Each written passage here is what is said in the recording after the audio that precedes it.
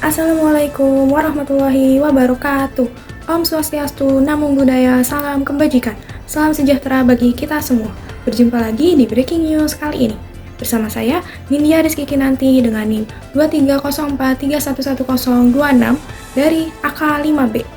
Di sini saya akan menginformasikan terkait PSAP 18 tentang pendapatan dari transaksi non-pertukaran. Silakan simak informasinya. Sebelum kita melangkah lebih jauh terkait PSAP 18 ini, alangkah lebih baiknya kita mengetahui beberapa konsep dari PSAP dan SAP yang berlaku di Indonesia. Mari kita simak pembahasan yang pertama ada standar akuntansi pemerintahan, kemudian kita membahas PSAP 18 terkait dengan pendapatan dari transaksi non pertukaran, yang kemudian membahas tentang implementasinya pada Kementerian Keuangan Republik Indonesia. Kemudian dilanjut dengan informasi terkait dengan PSAP 18 yang membahas pendapatan dari transaksi non-pertukaran. Tahukah Anda bagaimana pemerintah mencatat pendapatan yang tidak memiliki imbalan langsung? Jawabannya ada di PSAP 18. PSAP 18 mengatur transaksi non-pertukaran, yaitu ketika pemerintah menerima sumber daya tanpa memberikan barang atau jasa secara langsung kepada pihak pemberi. Contoh paling jelas adalah pajak. Saat wajib pajak membayar, pemerintah menerima sumber daya tapi tidak memberikan imbalan spesifik saat itu juga. Contoh kedua adalah transfer atau hibah. Ini adalah dana yang diterima dari entitas lain, pusat ke daerah, atau dari luar negeri tanpa kewajiban mengembalikan atau memberikan balasan aset. PSAP 18 memastikan pendapatan vital ini diakui dengan konsisten dan transparan. Ini adalah kunci penting dalam mewujudkan tata kelola keuangan negara yang akuntabel atau dapat dipertanggungjawabkan. Kemudian ada informasi terkait ketentuan aset yang dapat ditransfer. Saat pemerintah menerima aset transfer, ada dua ketentuan penting, yaitu persyaratan dan pembatasan. Apa bedanya? Aset ini diserahkan untuk digunakan dalam jangka waktu tertentu, namun aset ini dapat disertai dengan ketentuan. Yang pertama, persyaratan. Persyaratan adalah ketentuan yang mengikat. Jika entitas penerima gagal memenuhi syarat yang ditetapkan, misalnya target penggunaan, maka entitas tersebut wajib mengembalikan aset yang ditransfer. Ini seperti janji yang harus dipenuhi agar asetnya sah. Sementara itu, pembatasan hanya membatasi penggunaan aset. Misalnya, aset hanya diboleh dipakai untuk program pendidikan. Pembatasan ini tidak secara khusus menyatakan kewajiban untuk mengembalikan aset jika pembatasan dilanggar. Ingat, persyaratan memiliki konsekuensi pengembalian, sedangkan pembatasan hanya mengatur ruang lingkup penggunaannya. Terdapat informasi selanjutnya, yaitu prinsip fundamental dalam akuntansi adalah substansi kejadian mengungguli bentuk. Dalam konteks akuntansi, persyaratan dan pembatasan aset yang ditransfer ada dua, yaitu bentuk formal dan substansi. Untuk bentuk formal adalah apa yang tertulis di atas kertas atau dokumen formal. Misalnya, apakah aset tersebut secara formal disebut hibah atau pinjaman? Atau apakah dokumen tersebut secara formal mencantumkan sebuah persyaratan? Kemudian untuk substansi. Substansi adalah kenyataan ekonomi yang sebenarnya terjadi. Prinsipnya adalah perlakuan akuntansi yang kita lakukan harus didasarkan kepada kenyataan sebenarnya atau efek ekonomi dari transaksi tersebut, bukan hanya pada judul atau ketentuan formalnya saja. Kemudian kita beralih ke informasi selanjutnya, yaitu aset di PSAP 18. Aset dapat diakui dalam laporan keuangan jika memenuhi kriteria pengakuan aset utama, yaitu yang pertama ada kepastian manfaat masa depan. Aset tersebut diyakini akan memberikan manfaat ekonomi atau potensi jasa di masa depan. Yang kedua, nilai yang dapat diukur. Nilai wajar dari aset tersebut dapat diukur secara andal. Kemudian, catatan penting yaitu aset tidak berlaku untuk pengakuan aset yang berasal dari jasa yang diterima. Pengakuan aset selalu berasal dari peristiwa masa lalu, seperti pembelian, transfer, atau peristiwa kena pajak. Tujuannya adalah untuk mengendalikan aset yang diharapkan akan meningkatkan nilai di masa depan. Pemerintah harus memiliki pengendalian suatu aset. Pengendalian ini berarti pemerintah sebagai pembuat regulasi memastikan penggunaan aset sesuai dengan syarat dan ketentuan yang berlaku.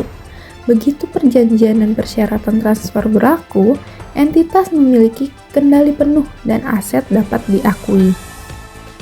Kemudian, pada PSAP 18 terdapat aset kontingensi. Arti dari aset kontingensi ini adalah pos yang memiliki karakteristik aset namun belum memenuhi kriteria pengakuan aset. Pos ini bisa dicatat sebagai informasi tambahan di catatan atas laporan keuangan, bukan di neraca utama. Kemudian kita beralih pada informasi terkait pendapatan pada PSAP 18.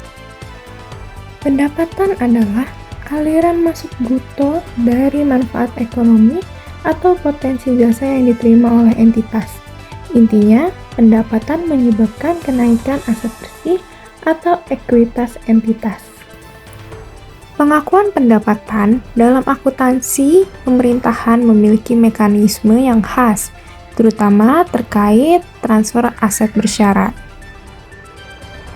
Prinsip utamanya, aset masuk sama dengan pendapatan. Itu tidak selalu. Jika aliran masuk aset menimbulkan kewajiban, maka kewajiban tersebut harus diakui terlebih dahulu sebelum diakui sebagai pendapatan. Waktu pengakuan ditentukan oleh sifat dan penyelesaian dari persyaratan transfer aset atau kewajiban yang ditangguhkan. Pengakuan pendapatan bersyarat terdapat 3 tahap. Pada tahap penerimaan, entitas menerima aset tetapi menimbulkan kewajiban karena adanya persyaratan. Lalu, entitas mengakui aset di debit dan kewajiban di kredit. Ketika pemenuhan syarat, entitas melakukan aktivitas yang diperlukan dan memenuhi kriteria atau persyaratan transfer. Entitas mengurangi kewajiban yang telah ditangguhkan. Lalu, pada saat pendapatan, setelah kewajiban tersebut dikurangi atau dihilangkan sepenuhnya, entitas akhirnya mengakui jumlah tersebut sebagai pendapatan. Pendapatan diukur sebesar nilai peningkatan aset bersih yang diakui entitas. Pengukuran ini merupakan selisih antara nilai wajar aset yang diterima dan nilai wajar kewajiban yang diakui. Secara praktis, pendapatan diukur dari pengurangan kewajiban akibat terpenuhinya persyaratan. Selanjutnya ada informasi terkait kewajiban kini. Kewajiban kini adalah keharusan yang ada saat ini bagi entitas untuk melaksanakan sesuatu di masa depan yang akan mengakibatkan adanya aliran keluar sumber daya ekonomi atau potensi jasa entitas. Dalam konteks transaksi non-pertukaran, kewajiban ini dapat timbul karena ketentuan peraturan atau perikatan dan kegiatan operasi normal. Kemudian bagaimana kewajiban kini dapat diakui sebagai kewajiban? Agar suatu kewajiban kini dapat diakui dalam neraca sebagai kewajiban, harus memenuhi 2 syarat utama. Yang pertama, syarat pengakuan. Adanya kemungkinan besar akan terjadi aliran keluar sumber daya ekonomi atau potensi jasa di masa depan untuk menyelesaikan kewajiban tersebut. Kemudian, nilainya dapat diukur dengan andal. Yang kedua, pengukuran kewajiban dilakukan dengan estimasi terbaik. Artinya, jumlah yang diakui sebagai kewajiban harus dinilai dengan menggunakan estimasi terbaik dari seluruh pengukuran yang diperkirakan diperlukan untuk menyelesaikan kewajiban kini pada tanggal pelaporan. Misalnya, jika entitas menerima dana untuk membangun 5 sekolah, maka nilai kewajiban awal adalah estimasi biaya terbaik yang diperlukan untuk membangun 5 sekolah tersebut. Kemudian disampaikan informasi terkait perpajakan menurut PSAP 18. Menurut PSAP 18, pajak didefinisikan sebagai kontribusi wajib yang bersifat memaksa kepada negara, yang terutang oleh setiap orang pribadi atau badan berdasarkan undang-undang. Karakteristik kunci yang menjadikan pajak sebagai transaksi non-pertukaran adalah bahwa pembayar pajak tidak mendapatkan imbalan secara langsung atas kontribusi yang diserahkan. Dana ini kemudian digunakan oleh negara untuk keperluan publik dan pembangunan demi sebesar-besarnya kemakmuran rakyat Indonesia. Dengan kata lain, pajak adalah aliran masuk dana yang bersifat final dan esensial, tanpa ada kewajiban timbal balik yang spesifik dari pemerintah kepada pembayarnya secara langsung. Selanjutnya, saya akan memberi informasi terkait peran pemerintah dan bagaimana pajak diakui dari sisi pemerintah untuk mendapatkan pendapatannya. Hak sistem dan pengakuan. Pemerintah memiliki hak dan peran utama untuk memungut pajak, mengidentifikasi dasar perhitungan, dan menetapkan prosedur pengelolaan guna memastikan pembayaran pajak diterima. Di Indonesia sendiri, kita menggunakan sistem perpajakan self-assessment, di mana wajib pajak menghitung, membayar, dan melaporkan pajaknya sendiri. Pengakuan pendapatan pajak dari sisi pemerintah, mekanismenya sangat penting, terutama pada kasus penerimaan di muka atas pajak.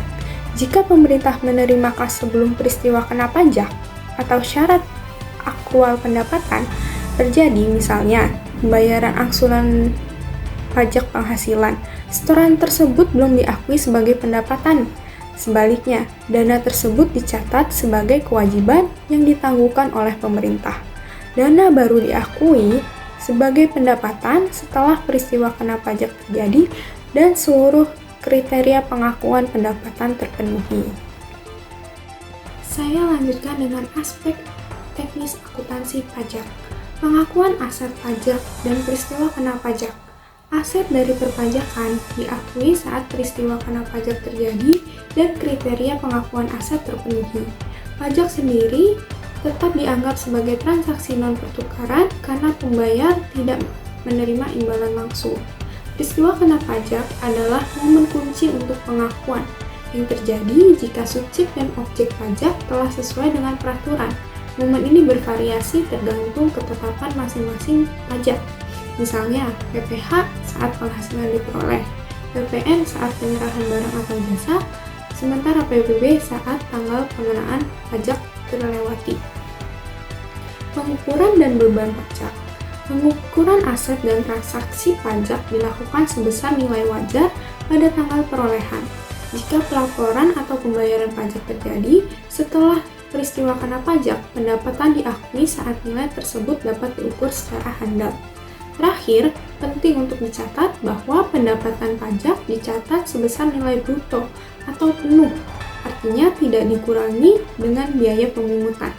Belanja perpajakan, yaitu pajak yang tidak diterima karena adanya fasilitas pajak, bukan pengeluaran kas, harus dicatat terpisah dan tidak boleh dilakukan offset atau saling hapus antara pendapatan pajak dan beban terkait. Ini demi transparansi penuh dalam laporan keuangan.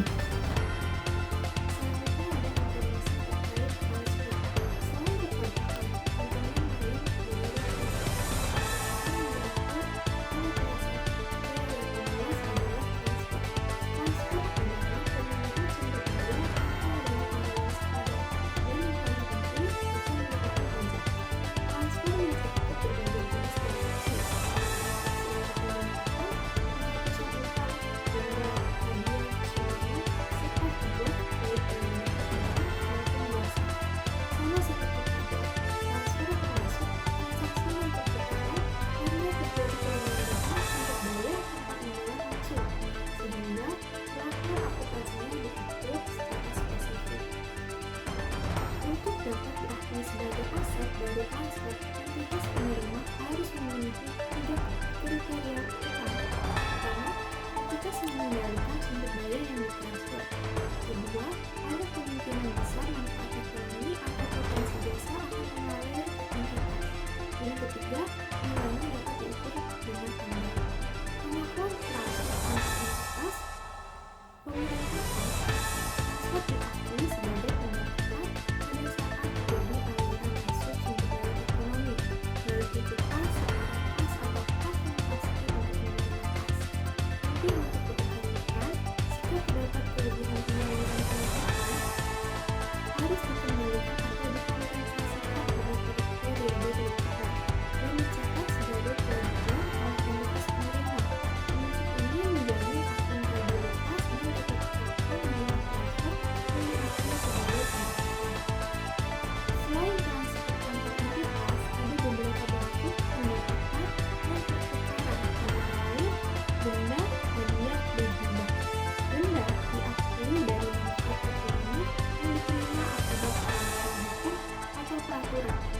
Kemudian, hadiah, sumbangan, hibah, selain jasa, adalah sumber daya yang diterima tanpa kewajiban imbalan dan diakui saat aset diterima atau diukur secara handal. Kemudian, khusus hibah, jasa diakui jika jasa tersebut dapat diukur secara andal. Kemudian ada penghapusan utang dan pinjaman lunak. Penghapusan utang diakui sebagai pendapatan sebesar nilai utang yang dilanjutkan, yaitu ketika utang tersebut tidak lagi memenuhi definisi atau kriteria kewajiban.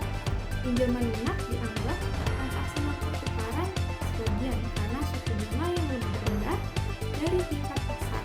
Selisih antara tingkat bunga pasar dan bunga pinjaman diakui sebagai pendapatan pertukaran oleh penerima. Penerimaan di muka atas transfer. Mirip dengan pajak, penerimaan di muka atas transfer hanya diakui sebagai pendapatan setelah peristiwa mengikat atau syarat dalam perjanjian transfer terpenuhi. Sebelum itu, dana yang diterima akan dicatat sebagai kewajiban yang ditunjukkan. Selanjutnya, informasi terkait pengungkapan. Pengungkapan berfungsi sebagai instrumen akuntabilitas dan transparansi bagi entitas pemerintahan dalam menyajikan pendapatan yang berasal dari transaksi non-pertukaran, seperti pajak dan hibah.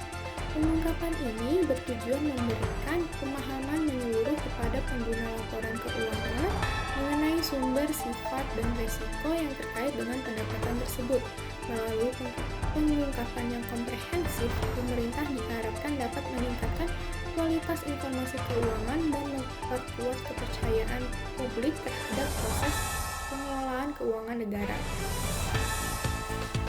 Berdasarkan PSAP 18 pada pernyataan 106-114, entitas pelaporan diharuskan mengungkapkan hal-hal yaitu kelompok utama pendapatan dari transaksi non-pertukaran seperti pajak, retribusi, hibah, dan transfer lainnya untuk membantu penggunaan menilai potensi arus pendapatan masa depan. Kemudian ada syarat dan ketentuan yang membatasi penggunaan aset dari transaksi non-pertukaran, termasuk jumlah kewajiban yang diakui serta aset yang terkait dengan pembatasan tersebut. Kemudian ada penerimaan di muka, yaitu pengungkapan mengenai keberadaan pendapatan yang diterima sebelum peristiwa kena pajak atau terpenuhinya syarat transfer. Kemudian ada sifat dan jenis hibah, khususnya untuk membedakan antara hibah dengan rampasan atau sitaan, sehingga resiko di masa depan dapat diidentifikasi dengan tepat. Kemudian yang terakhir ada jasa dalam bentuk natura atau barang atau layanan, baik yang diakui maupun tidak diakui sebagai aset, untuk menunjukkan kontribusi terhadap pencapaian tujuan entitas dan ketergantungan terhadap jasa tersebut di masa depan. Kemudian ada tanggal efektif untuk berlakunya PSAP 18 ini. PSAP 18 berlaku efektif mulai tahun anggaran 2026. Entitas pemerintah yang siap diperbolehkan untuk menerapkan lebih awal, dengan syarat pengungkapan mengenai penerapan ini tersebut harus disertakan dalam laporan keuangan. Ketentuan ini menandai komitmen pemerintah untuk memperkuat penerapan akuntansi berbasis aktual secara bertahap dan memastikan kesiapan sistem serta sumber daya manusia di setiap entitas laporan sebelum implementasi penuh dilakukan. Kembali lagi di sini dengan saya yang ingin menyampaikan informasi terkait penerapan PSAP 18. Sesuai penetapan PSAP 18 dengan PMK nomor 122 tahun 2024, Kemenkyu sudah mulai melakukan transisi walaupun belum 100%. Kemenkyu membentuk tim task force untuk mendukung percepatan penyelesaian pernyataan standar akuntansi pemerintah mengenai pendapatan dari transaksi non-pertukaran, salah satunya perpajakan. Karena perpajakan sendiri memenuhi definisi dari pendapatan yang dihasilkan oleh transaksi non-transfer yang dijelaskan pada butir PSAP nomor 18 yang menjelaskan bahwa transaksi dalam suatu entitas yang akan menerima sumber daya namun tidak menyediakan atau memberikan imbalan secara langsung atas sumber daya yang diterima tersebut. Jadi pemberi sumber daya tidak akan memberi imbalan tersebut secara langsung atau secara spesifik. Pada hal tersebut, yang mengambil andil adalah warga negara yang menjadi wajib pajak dengan kewajiban membayar pajak dan memperoleh hak atas apa yang mereka bayar, namun tidak secara langsung, dan dari sisi pemerintahan yang memperoleh hak atas pajak dan kewajiban untuk mendistribusikannya kembali untuk warga negaranya agar sejahtera. Setelah dilakukan analisa bahwa pendapatan yang diakui oleh Kementerian Keuangan menggunakan basis akrual yang berdasarkan pada laporan keuangan Kementerian Keuangan yang tercantum pada catatan atas laporan keuangan atau CALK, pengakuan pendapatan perpajakan termasuk pada pengakuan pendapatan LO yang berbasis akrual. Dalam PSAP 18 dijelaskan bahwa ketika terdapat perbedaan waktu antara peristiwa kena pajak dengan penerimaan pajak, maka akan dicatat sebagai kewajiban sampai dengan terjadinya peristiwa kena pajak. Ketika peristiwa kena pajak terjadi, entitas pemerintah mengeliminasi kewajiban dan mengakui pendapatan. Nah, berarti dari kedua peristiwa tersebut transaksi sama-sama diakui, sehingga dapat terbukti bahwa Kementerian Keuangan menerapkan basis akrual, sehingga relatable atau relate dengan PSAP 18 yang menyatakan bahwa berbasis akrual. Kemudian di dalam laporan keuangan kementerian juga ditemukan adanya piutang perpajakan, yang mana ini relate dengan PSAP 18 yang dijelaskan bahwa ketika terdapat perbedaan waktu antara peristiwa kena pajak dengan penerimaan pajak, maka akan dicatat sebagai kewajiban sampai dengan terjadinya peristiwa kena pajak. Piutang perpajakan diakui setelah penerbitan surat atau sesuai dengan ketetapan dari masing-masing aturan pajak itu sendiri, karena setiap pengakuannya pasti memiliki aturan tersendiri dari Kementerian atau Direktorat Jenderal Pajak. Kemudian setelah dilakukan analisa kembali, kami menemukan bahwa adanya koreksi pajak atas belanja perpajakan, yang dimana dilakukan koreksi eliminasi atas beban pegawai yang didapat dari pendapatan pajak penghasilan pasal 21 yang ditanggung oleh pemerintah melalui belanja tunjangan PPh pasal 21 karena dianggap sebagai belanja perpajakan berdasarkan PSAP 18 intensif DTP atau ditanggung pemerintah merupakan pendapatan yang hilang, bukan merupakan pengeluaran dan tidak menimbulkan aliran masuk atau keluar atas sumber daya, sehingga tidak menimbulkan aset, kewajiban, pendapatan ataupun beban bagi pemerintah. Hal ini sama halnya seperti diskon perpajakan yang dimana biayanya terpotong otomatis oleh pemerintah. Pada PSAP 18 ini, pajak yang termasuk dalam DTP atau ditanggung pemerintah tidak dilaporkan pada laporan belanja perpajakan. Namun laporan perpajakan untuk tahun anggaran 2024 pada laporan Kementerian Keuangan masih dalam masa transisi. Nah, yang kemudian berdampak pada kesulitan kami untuk mencari laporan dari belanja perpajakan. Kami belum menemukannya, sehingga kami mengambil asumsi bahwa laporan belanja perpajakan ini belum selesai untuk dipublish, sehingga kami hanya bisa menganalisis penghasilan yang terkait dengan intensif ini yang digolongkan menjadi yang pertama ada pajak penghasilan ditanggung pemerintah dan perhitungan PNBP atas hasil pengusahaan sumber daya panas bumi untuk pembangkitan energi listrik, pajak penghasilan ditanggung pemerintah atas penghasilan dari penghapusan secara mutlak piutang negara dan non-pokok yang diterima perusahaan daerah air minum tertentu. Kemudian ada pajak penghasilan ditanggung pemerintah atas bunga atau imbalan surat berharga negara yang diterbitkan di pasar internasional, dan penghasilan pihak ketiga atas jasa yang diberikan kepada pemerintah atau pihak lain yang mendapat penugasan dalam rangka penerbitan dan atau pembelian kembali surat berharga negara di pasar internasional. Kemudian ada pajak pertambahan nilai atas penyerahan rumah tapak dan satuan rumah susun yang ditanggung pemerintah tahun anggaran 2024.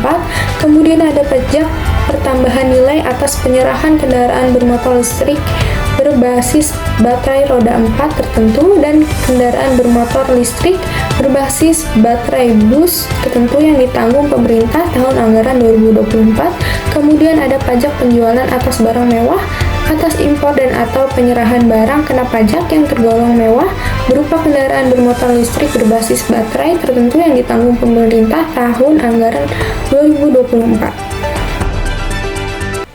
Cukup sekian perjumpaan kita pada kali ini. Terima kasih atas perhatiannya. Wassalamualaikum warahmatullahi wabarakatuh.